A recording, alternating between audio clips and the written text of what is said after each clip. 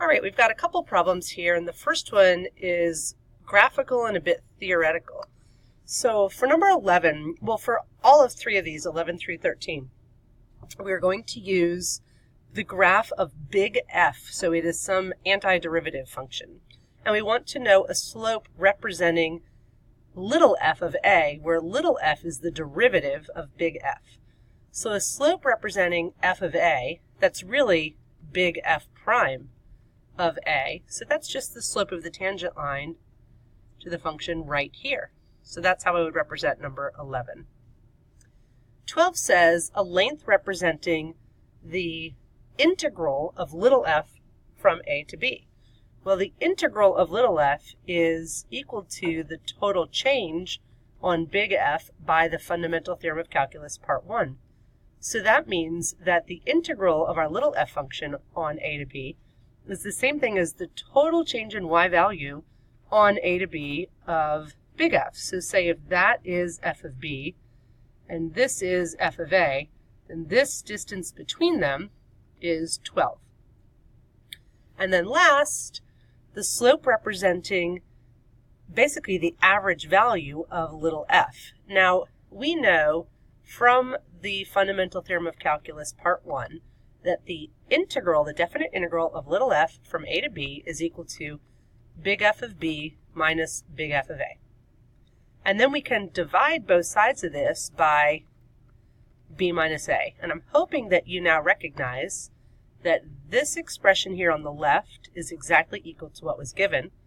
And look what that is here in terms of big F. It is the average rate of change of big F from a to b. So the slope of the secant line connecting this point and this point. That slope, which should be straight, but I can't draw, is number 13. And then for the last problem on the page, number 14, they want the average value. They're telling you that the average value of the function v equals 4 on the interval from 1 to 6 and equals 5 on the interval from 6 to 8. So they want the average value over the entire interval 1 to 8. So that's saying that 1 over 8 minus 1 on the interval from 1 to 8 of v of x, that's what they're looking for. And they want us to find it by figuring out how we can take this component and this component. So if the average value on 1 to 6 equals 4, that means that 1 over 6 minus 1 integral from 1 to 6 of v of x dx equals 4. That means the integral from 1 to 6 equals, of v of x dx equals 20 just by multiplying 5 times both sides. This is 1/5, so multiplying by the reciprocal.